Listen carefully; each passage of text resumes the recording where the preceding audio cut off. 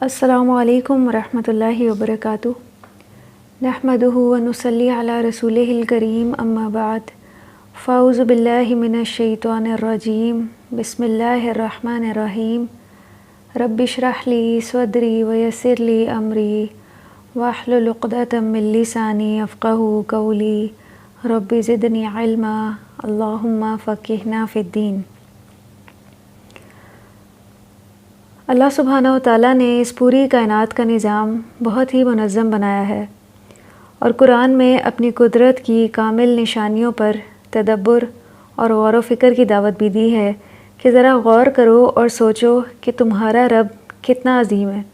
سورج کو دیکھیے، اس میں کتنا نظم و ضبط نظر آتا ہے، اپنے وقت پر نکلتا ہے اور اپنے وقت پر غروب ہوتا ہے۔ اسی طرح باقی نشانیاں ہیں کہ ان سب کی بدولت ہماری یہ کائنات بہت ہی پرسکون محسوس ہوتی ہے۔ یہی اعلیٰ درجے کا نظم و ضبط جنت کی نعمتوں میں بھی نظر آتا ہے، لیکن جنت چونکہ دارالجزا ہے تو وہاں نعمتوں کی فراوانی نظر آتی ہے، کثرت نظر آتی ہے۔ آج جن چیزوں کے حصول کے لیے ہم پوری زندگی محنت کر کے صرف کر دیتے ہیں، پھر بھی کچھ لوگوں کو کمی کے ساتھ ہی وہ چیزیں میسر آتی ہیں۔ وہی نعمتیں جنت میں وافر ہوں گی، اور سب سے بڑی بات یہ کہ دنیا میں ہر نعمت بھی مل جائے تو دل میں ایک خوف طاری رہتا ہے۔ کیا خوف ہوتا ہے کہ کیا موت کے ساتھ ہی ان چیزوں سے جدائی ہو جائے گی، پتہ نہیں موت کے بعد کی زندگی کیسی ہو۔ تو اللہ نے جو الارم ہم میں سے ہر ایک کے اندر فٹ کر رکھا ہے وہ انسان کو الرٹ کرتا رہتا ہے، اس کی پکار جاری رہتی ہے تاکہ انسان اپنی تخلیق اور انجام کے بارے میں غور و فکر کرتا رہے۔ تو وہ جنت اللہ نے اپنے تقوی والے بندوں کے لیے تیار کی ہے، جنہوں نے تمام زندگی اللہ کا ڈر اور خشیت دل میں بسائے رکھی، جنہوں نے اپنے آپ کو خواہشات نفس سے روک کر رکھا، دل میں آنے والی ہر خواہش کے پیچھے نہیں چل پڑے، بلکہ اللہ نے جو حدود مقرر کی ہیں انہوں نے ان حدود کی حفاظت کی، اپنے نفس کو کنٹرول میں رکھا۔ تو ایسے لوگوں کا ٹھکانہ جنت ہے۔ تو جنت کے حوالے سے جن لوگوں کا بھی تذکرہ آتا ہے وہ یہی اللہ کے متقی، پرہیزگار اور مقرب بندے ہیں۔ دنیا میں انہوں نے جو مشکلات برداشت کیں، اس کے بدلے جنت میں وہ مزے سے ہوں گے، جیسے ان کا دل چاہے گا زندگی بسر کریں گے۔ ان کے اوپر سے ہر پابندی ہٹا لی جائے گی۔ متکئین علی فرش بطائنها من استبرق وجن الجنتین دان۔ جنتی لوگ ایسے بچھونوں پر تکیہ لگائے ہوئے ہوں گے جن کے استر موٹے ریشم کے ہوں گے، اور ان دونوں باغوں کے پکے ہوئے پھل لٹک رہے ہوں گے۔ استر ہوتا ہے بچھونے کا اندرونی کپڑا، کہ جنتیوں کی نشستیں بھی عام نہیں ہوں گی، خاص ڈیزائن سے ان کو تیار کیا گیا ہوگا۔ تو ان آیات میں اہل جنت پر اللہ کے انعامات کا ذکر ہے، یعنی جن بچھونوں پر وہ تکیہ لگا کر بیٹھا کریں گے ان کا استر موٹے ریشم کا ہوگا۔ یہ بچھونے انہی باغوں میں ہوں گے جو ان کی اپنی ذاتی قیام گاہیں ہوں گی۔ جیسے جو گھروں کے باہر لانز ہوتے ہیں ان کی بات ہو رہی ہے، اور ان باغوں کے پھل اتنے جھکے ہوئے ہوں گے کہ جب چاہیں اور جون سا پھل چاہیں اسی وقت ہاتھ سے پکڑ کر توڑ کر کھا سکیں گے۔ کچھ آیات سے تو پتہ چلتا ہے کہ وہ پھل ان کی دسترس میں ہوں گے، بیٹھے بیٹھے ہی توڑ لیں گے اہل جنت۔ تو جنت میں گھر کے لان بھی ایسے ہوں گے کہ ان میں بیٹھنے کا بھی زبردست ارینجمنٹ ہوگا۔ جیسے ہمارے ہاں جو خوبصورت لانز ہوتے ہیں ان کو کتنا ڈیکوریٹ کیا جاتا ہے، میز اور چیئرز وغیرہ رکھی ہوئی ہوتی ہیں، مختلف پھل اور پھول نظر آ رہے ہوتے ہیں، یا کچھ لانز میں تو آرٹیفیشل آبشاریں بھی گر رہی ہوتی ہیں۔ تو یہ سب تردد خوبصورتی کے لیے کیا جاتا ہے۔ تو اہل جنت کے گھروں میں بھی لانز ہوں گے، اور گھروں کے علاوہ بھی ان کی نشست گاہیں ہوں گی جس میں جنتی آمنے سامنے بیٹھے ہوں گے، ان کا بھی تذکرہ ملتا ہے۔ متکئین علیہا متقابلین، ایک دوسرے کے سامنے تکیہ لگائے ہوئے بیٹھے ہوں گے، یعنی مذکورہ جنتی سونے کے تاروں سے بنے اور سونے جواہر سے جڑے ہوئے تختوں پر ایک دوسرے کے سامنے تکیوں پر بیٹھے ہوئے ہوں گے۔ تو یہ جن تختوں کا ذکر ہے اس میں سونے کے جواہرات ہوں گے، اور وہ کس طرح سے بیٹھے ہوں گے؟ رو در رو ہوں گے، نہ کہ پشت با پشت، سب کے سب فیس ٹو فیس بیٹھے ہوں گے، ان کے چہروں سے ان کی خوشی عیاں ہوگی، دل باہم جڑے ہوئے ہوں گے، سوچ میں ہم آہنگی ہوگی۔ تو ایسی محفل جس میں ہر چیز ہی اپنی پسند کی ہو، نفس کو کتنی بھلی لگتی ہے۔ تو وہ نفس جس نے دنیا میں اتنی مشقتیں سہی ہوں گی، نازیبا رویوں پر صبر کیا ہوگا، اللہ کی اطاعت پر تنقید برداشت کی ہوگی، مختلف نافرمانیوں سے خود کو روکا ہوگا، دل میں آنے والے نفسانی خواہشات پر کنٹرول کیا ہوگا، تو ایسا نفس پھر جنت میں راحت ہی راحت پائے گا۔ وہ نفس جو تقاضا کرے گا اس کو ملے گا، ہر خواہش کی وہاں تکمیل ہوگی، جو کہ دنیا میں ممکن ہی نہیں ہے کہ نفس میں آنے والی ہر خواہش ہی پوری ہو جائے، لیکن جنت میں یہ ممکن ہوگا۔ اور ان بچھونوں کی اگلی خوبی کیا ہے؟ متکئین علی فرشن، تو متکئین، اتکاء یتکئ، اتکاءً باب افتعال سے اسم فاعل ہے، پہلو پر کوہنی کے سہارے لیٹے ہوئے یا ٹیک لگا کر بیٹھے ہوئے شخص کو کہتے ہیں۔ اور فرشن فراشن کی جمع ہے، جیسے کتابن کی جمع کتبن ہے، بطائن بطانتن کی جمع ہے۔ گدے کے بیرونی حصے کو عربی میں ظہارتن اور اندرونی حصے کو بطانتن کہتے ہیں، اور اردو میں بطانتن کو استر کہا جاتا ہے اور ظہارتن کو ابرا کہتے ہیں۔ استبرقن موٹا ریشم جس میں سونے کی تاریں ہوں گی، تو یہ وہ کپڑا ہے جو ان بچھونوں کے اندر ہوگا، اندرونی طور پہ جو لگایا ہوگا۔ تو آپ ذرا امیجن کریں کہ پھر باہر والا حصہ ان بچھونوں کا کتنا خوبصورت ہوگا۔ تو اپنے رب سے ڈرنے والے یہ جنتی بے فکری کے ساتھ ایسے بستروں پر ٹیک لگا کر بیٹھے یا لیٹے ہوں گے جن کے استر موٹے ریشم کے ہوں گے۔ جب استر ایسے ہوں گے تو باہر کا جو اس کا میٹیریل ہے یا جو سجاوٹ ہے اس کی کیا شان ہوگی، اس کا کیا عالم ہوگا، سبحان اللہ۔ آج دنیا میں تو اکثر لوگوں کو اتنی فکریں گھیرے ہوئی ہوتی ہیں کہ سونے کے بستروں پر بھی سکون کی نیند نہ آئے۔ تو جنتی چونکہ ہر فکر سے آزاد ہوں گے، نہ معاش کی فکر ہوگی، نہ نعمتوں کے پرانے ہونے کی فکر ہوگی، نہ عمر کے ڈھلنے کی، نہ موت کی، تو وہ بے فکری کے ساتھ بیٹھے ہوئے ہوں گے۔ تختوں کی ایک نئی کیفیت بتائی جا رہی ہے، ہمیں قرآن سے پتہ چلتی ہے۔ فیہا سرر مرفوعہ و اکواب موضوعہ و نمارق مصفوفہ و زرابی مبثوثہ۔ جنت میں بلند و بالا تخت ہوں گے جہاں پینے کے لیے ساغر رکھے ہوں گے، گاؤ تکیے ہوں گے، ان کی کتاریں ہوں گی، مسندیں اور قالین جا بجا بچھے ہوں گے۔ یہ تختوں کی نئی کیفیت ہے کہ یہ تخت بلند و بالا ہوں گے۔ ہم و ازواجہم فی ظلال علی الارائک متکئون۔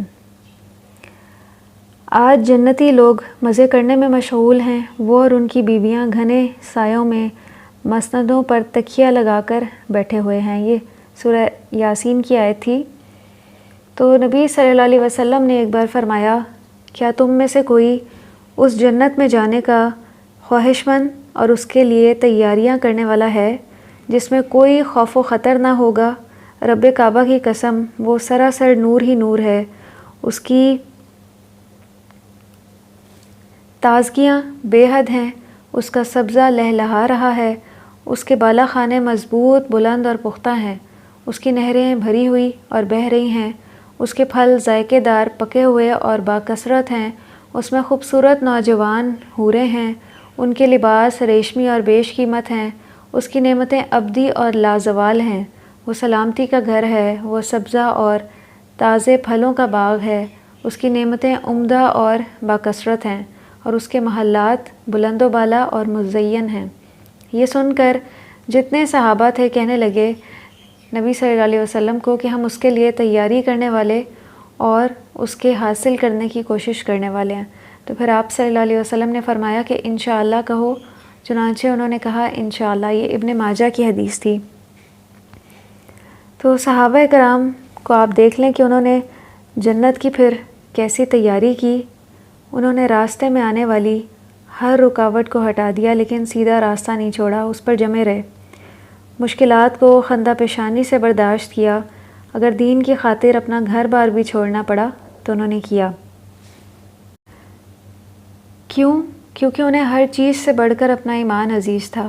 ان کا ایمان کامل تھا، انہیں اللہ کے وعدوں پر یقین تھا کہ اللہ نے جو بھی وعدے کر رکھے ہیں سب سچے ہیں۔ تو ان کی کوششیں بھی پھر خالص تھیں، کیونکہ وہ اپنی رب کی رضا کے طلبگار تھے۔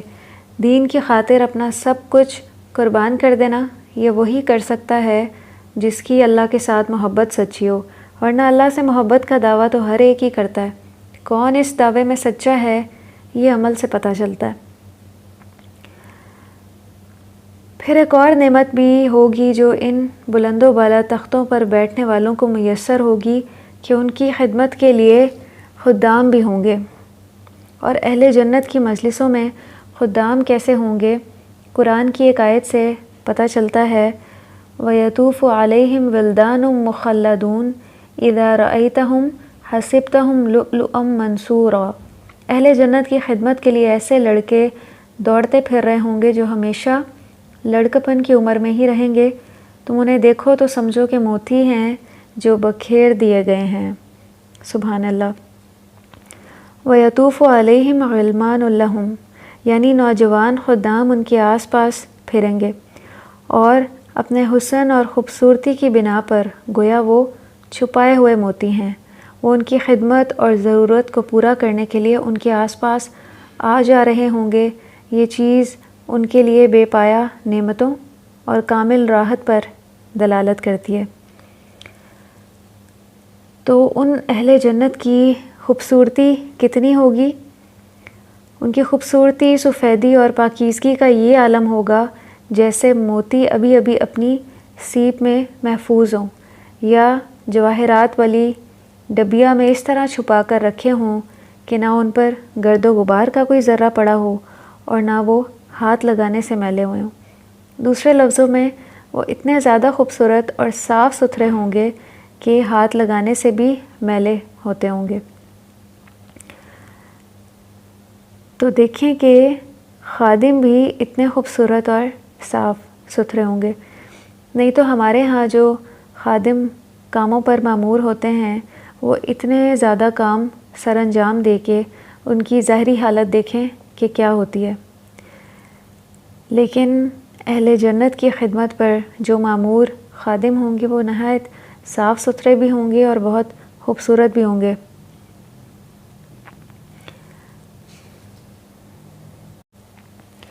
اچھا، یہ جو نوجوان اہل جنت کی خدمت پر مامور ہوں گے ان سے متعلق مختلف روایات ملتی ہیں۔ کچھ روایات سے یہ پتہ چلتا ہے کہ مسلمان اور کافروں کے جو نابالغ بچے فوت ہو گئے تو وہ جنت میں یہ کام سر انجام دیں گے، یا کچھ روایات سے یہ بھی پتہ چلتا ہے کہ اللہ تعالیٰ ان کو دوبارہ سے ان کی تخلیق کریں گے۔ تو جس روایت سے یہ پتہ چلتا ہے کہ وہ مسلمان اور کافروں کے نابالغ بچے ہوں گے، تو اس کے بارے میں ایک حدیث ہے، قال قال رسول اللہ صلی اللہ علیہ وسلم من فی الجنتی قال النبی فی الجنتی والشہید فی الجنتی والمولود فی الجنتی والوعید فی الجنتی۔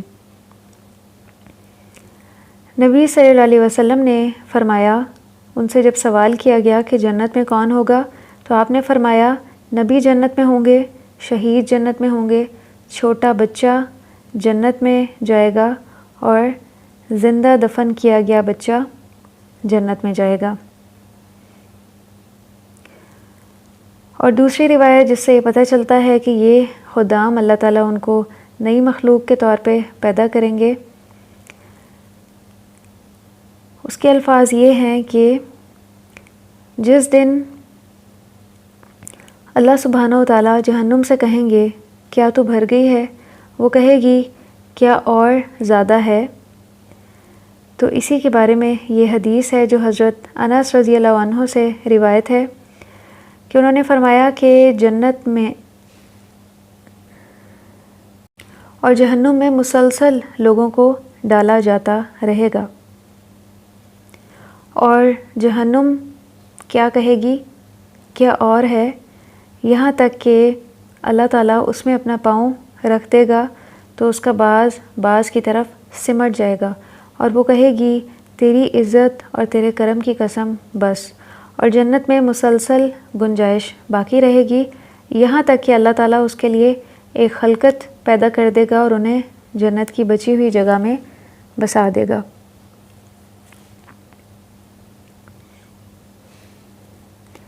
تو جمہور اہل علم جو ہیں ان کی رائے یہ ہے کہ کافروں کے بچے بھی جنت میں جائیں گے جو بلوغت سے پہلے فوت ہو گئے، اور اس میں وہ دلیل کے طور پہ حضرت ابراہیم علیہ السلام کی حدیث بیان کرتے ہیں کہ نبی صلی اللہ علیہ وسلم نے معراج کے موقع پر حضرت ابراہیم علیہ السلام کو دیکھا تھا اور ان کے چاروں طرف بچے تھے، تو یہ وہ بچے تھے جو بچپن میں ہی فوت ہو گئے، جو اپنی فطرت پر تھے۔ تو اس پر بعض مسلمانوں نے کہا کہ اے اللہ کے رسول صلی اللہ علیہ وسلم، کیا مشرکین کے بچے بھی ان میں داخل ہیں؟ تو نبی صلی اللہ علیہ وسلم نے فرمایا کہ ہاں، مشرکین کے بچے بھی ان میں داخل ہیں، مشرکین کے بچے بھی اس لیے جنت میں داخل ہوں گے کیونکہ وہ ابھی اللہ کے احکامات کے پابند نہیں تھے، وہ بھی اپنی فطرت سلیم پر ہی تھے۔ اور ایک حدیث سے یہ بھی پتہ چلتا ہے کہ اگر جنت میں کسی کو بچے کی خواہش ہوگی تو یہ خواہش بھی وہاں پوری ہو جائے گی۔ عن ابی سعید الخدری قال قال رسول اللہ صلی اللہ علیہ وسلم المؤمن اذا اشتهى الولد في الجنة كان حمله ووضعه في ساعة واحدة كما يشتهي۔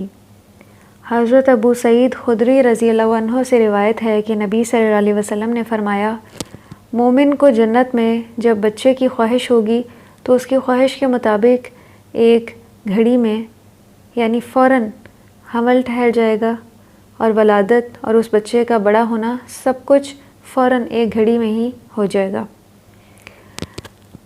جنت چونکہ دار الجزا ہے اور وہاں ہر نعمت فوراً میسر آئے گی، جیسے ہی دل میں خیال آئے گا تو وہ سامنے ہوگی، تو یہ خواہش بھی پھر کیا ہوگا، فوراً پوری کر دی جائے گی۔